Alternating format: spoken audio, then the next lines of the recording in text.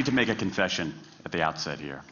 A little over 20 years ago, I did something that I regret, something that I'm not particularly proud of, something that in many ways I wish no one would ever know, but that here I feel kind of obliged to reveal. In the late 1980s, in a moment of youthful indiscretion, I went to law school. Now,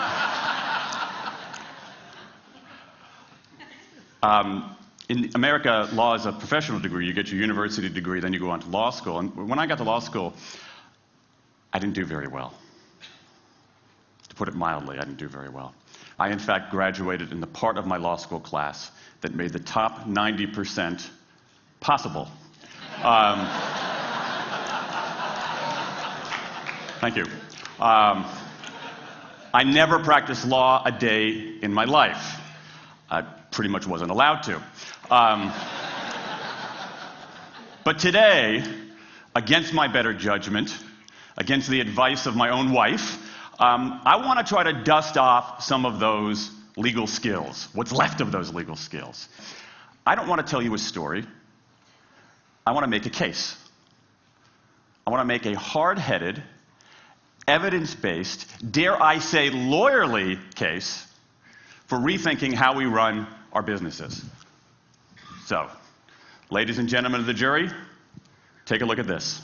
This is called the candle problem. Some of you might have seen this before. It was created in 1945 by a psychologist named Carl Duncker. Carl Duncker created this experiment that's used in a whole variety of experiments in behavioral science. And here's how it works. Suppose I'm the experimenter. I bring you into a room. I give you a candle, some thumbtacks, and some matches. And I say to you, your job is to attach the candle to the wall so the wax doesn't drip onto the table. Now, what would you do? Many people begin trying to thumbtack the candle to the wall. Doesn't work. Some people, and I saw somebody kind of make the motion over here, some people have a great idea where they light the match, melt the side of the candle, try to adhere it to the wall. It's an awesome idea. Doesn't work. And eventually, after 5 or 10 minutes, most people figure out the solution, which you can see here. The key is to overcome what's called functional fixedness. You look at that box and you see it only as a receptacle for the tacks, but it can also have this other function as a platform for the candle. The candle problem. Now, I want to tell you about an experiment using the candle problem done by a scientist named Sam Glucksberg, who's now at Princeton University in the US. This shows the power of incentives. Here's what he did. He gathered his participants and he said, I'm going to time you how quickly you can solve this problem. To one group, he said, I'm going to time you to establish norms, averages, for how long it typically takes someone to solve this sort of problem. To the second group, he offered rewards. He said, if you're in the top 25% of the fastest times, you get $5. If you're the fastest of everyone we're testing here today, you get $20. Okay, now this is several years ago, adjusted for inflation. It's a decent sum of money for a few minutes of work. Okay, it's a nice motivator. Question, how much faster did this group solve the problem? Answer, it took them on average 3.5 minutes longer. 3.5 minutes longer. Now this makes no sense, right? I mean, I'm an American, I believe in free markets, that's not how it's supposed to work, right? If you want people to perform better, you reward them, right? Bonuses, commissions, their own reality show, incentivize them. That's how business works. But that's not happening here. You've got an incentive designed to sharpen thinking and accelerate creativity, and it does just the opposite. It dulls thinking and blocks creativity. And what's interesting about this experiment is that it's not an aberration. This has been replicated over and over and over again for nearly 40 years. These contingent motivators. If you do this, then you get that. Work in some circumstances, but for a lot of tasks, they actually either don't work or often they do harm. This is one of the most robust findings in social science and also one of the most ignored. I spent the last couple of years looking at the science of human motivation, particularly the dynamics of extrinsic motivators and intrinsic motivators. And I'm telling you, it's not even close. If you look at the science, there is a mismatch between what science knows and what business does. And what's alarming here is that our business operating system, think of the set of assumptions and protocols beneath our businesses, how we motivate people, how we apply our human resources. It's built entirely around these extrinsic motivators, around carrots and sticks. That's actually fine for many kinds of 20th century tasks. But for 21st century tasks, that mechanistic reward and punishment approach doesn't work, often doesn't work, and often does harm. Let me show you what I mean. So Glucksberg did another experiment similar to this, where he presented the problem in a slightly different way, like this up here. Okay? Attach the candle to the wall so the wax doesn't drip onto the table. Same deal. You were timing for norms.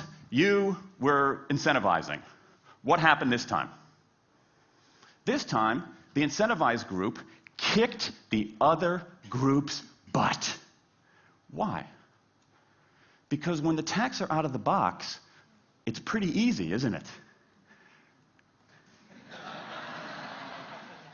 If-then rewards work really well for those sorts of tasks, where there's a simple set of rules and a clear destination to go to. Rewards, by their very nature, narrow our focus, concentrate the mind. That's why they work in so many cases. And so for tasks like this, a narrowed focus where you just see the goal right there, zoom straight ahead to it, they work really well. But for the real candle problem, you don't want to be looking like this. The solution's not over here. The solution's on the periphery. You want to be looking around. That reward actually narrows our focus and restricts our possibility. Let me tell you why this is so important.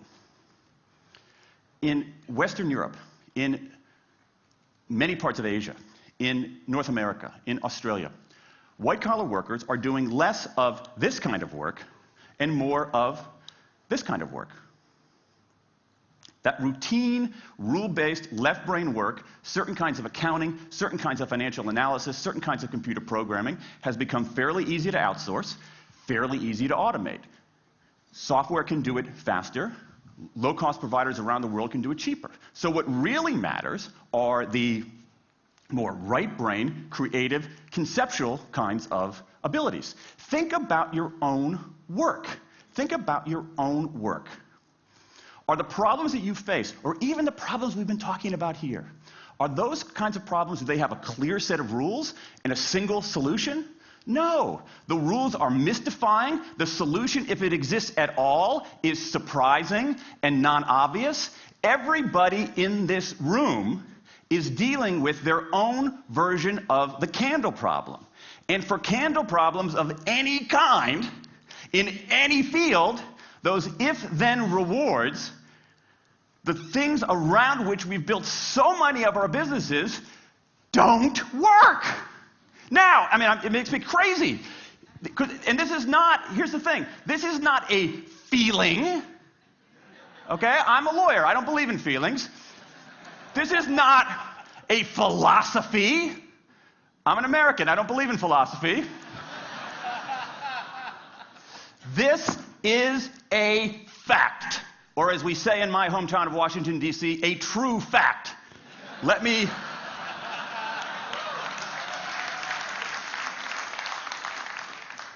give you an example of what I mean. Let me marshal the evidence here, because I'm not telling you a story. I'm making a case, ladies and gentlemen of the jury. Some evidence. Dan Ariely, one of the great economists of our time, he and 3 colleagues did a study of some MIT students. They gave these MIT students a bunch of games that involved creativity and motor skills and concentration. And they offered them for performance 3 levels of rewards.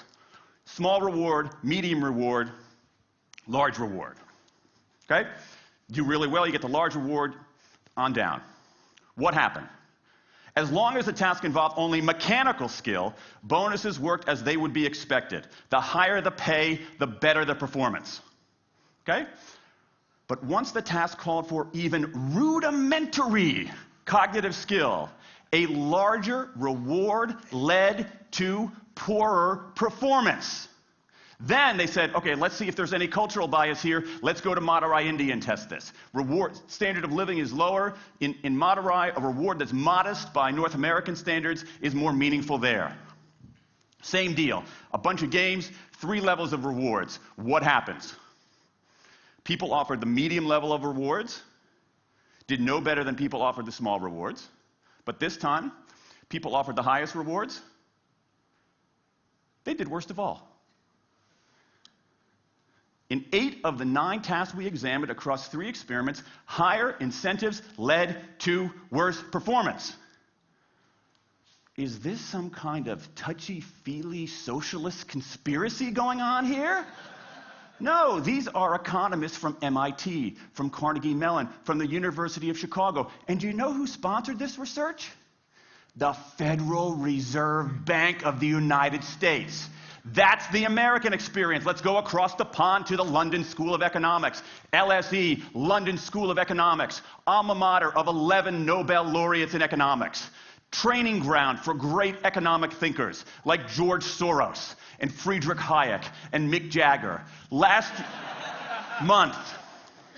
Just last month, economists at LSE looked at 51 studies of pay-for-performance plans inside of companies. Here's what the economists there said. We find that financial incentives can result in a negative impact on overall performance. There's a mismatch between what science knows and what business does. And what worries me as we stand here in the rubble of the economic collapse is that too many organizations are making their decisions, their policies about talent and people, based on assumptions that are outdated, unexamined, and rooted more in folklore than in science. And if we really want to get out of this economic mess, and if we really want high performance on those definitional tasks of the 21st century, the solution is not to do more of the wrong things, to entice people with a sweeter carrot or threaten them with a sharper stick. We need a whole new approach.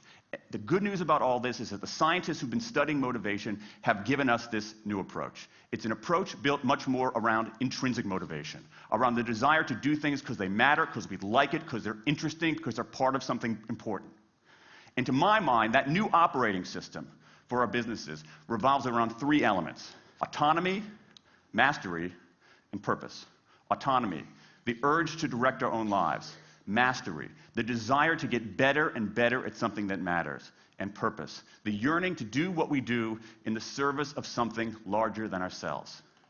These are the building blocks of an entirely new operating system for our businesses. I want to talk today only about autonomy. In the 20th century, we came up with this idea of management. Management did not emanate from nature. Okay? Management isn't it's not a tree, it's a television set. Okay? Somebody invented it. And it doesn't mean it's going to work forever. Management is great. Traditional notions of management are great if you want compliance. But if you want engagement, self-direction works better.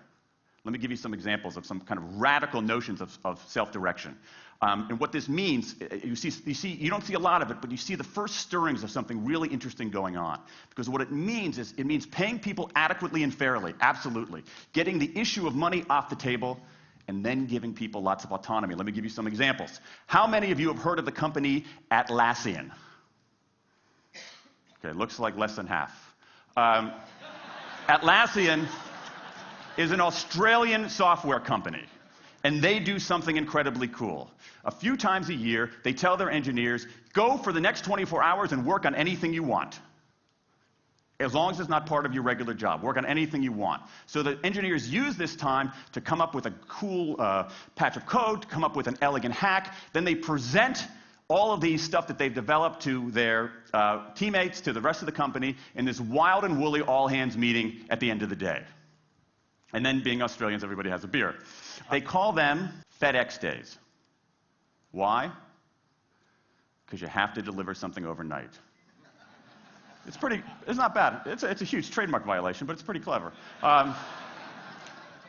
That one day of intense autonomy has produced a whole array of software fixes that might never have existed. And it's worked so well that Atlassian has taken it to the next level with 20% time, done famously at Google, where engineers can spend 20% of their time working on anything they want. They have autonomy over their time, their task, their team, their technique. Okay? Radical amounts of autonomy. And at Google, as many of you know, about half of the new products in a typical year are birthed during that 20% time. Things like Gmail, Orchid, Google News. Let me give you an even more radical example of it. Something called the results-only work environment, the ROW, created by 2 American consultants in place at about a dozen companies around North America. In a ROW, people don't have schedules. They show up when they want. They don't have to be in the office at a certain time or any time. They just have to get their work done. How they do it, when they do it, where they do it, is totally up to them. Meetings in these kinds of environments are optional. What happens? Almost across the board. Productivity goes up, worker engagement goes up, worker satisfaction goes up, turnover goes down. Autonomy, mastery, and purpose. These are the building blocks of a new way of doing things. Now, some of you might look at this and say, that sounds nice, but it's utopian. And I say, nope. I have proof.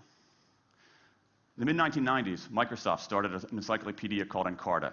They had deployed all the right incentives. All the right incentives. They paid professionals to write and edit thousands of articles. Well-compensated managers oversaw the whole thing to make sure it came in on budget and on time. A few years later, another encyclopedia got started. Different model, right? Do it for fun. No one gets paid a cent or a euro or a yen. Do it because you like to do it. Now, if you had, just 10 years ago, if you had gone to an economist anywhere and said, hey, I got these 2 different models for creating an encyclopedia. If they went head-to-head, who would win? 10 years ago, you could not have found a single sober economist anywhere on planet Earth who would have predicted the Wikipedia model. This is the titanic battle between these 2 approaches. This is the Ali Frazier of motivation, right? This is the Thrilla in Manila, all right? Intrinsic motivators versus extrinsic motivators.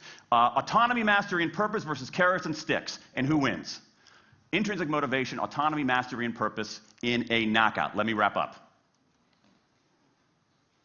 There's a mismatch between what science knows and what business does. And here's what science knows.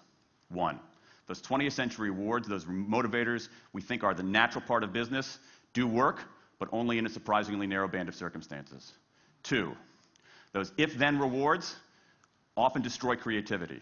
3, the secret to high performance isn't rewards and punishments, but that unseen intrinsic drive, the drive to do things for their own sake, the drive to do things because they matter. And here's the best part. Here's the best part. We already know this. The science confirms what we know in our hearts. So, if we repair this mismatch between what science knows and what business does, if we bring our motivation, notions of motivation, into the 21st century, if we get past this lazy, dangerous ideology of carrots and sticks, we can strengthen our businesses, we can solve a lot of those candle problems, and maybe,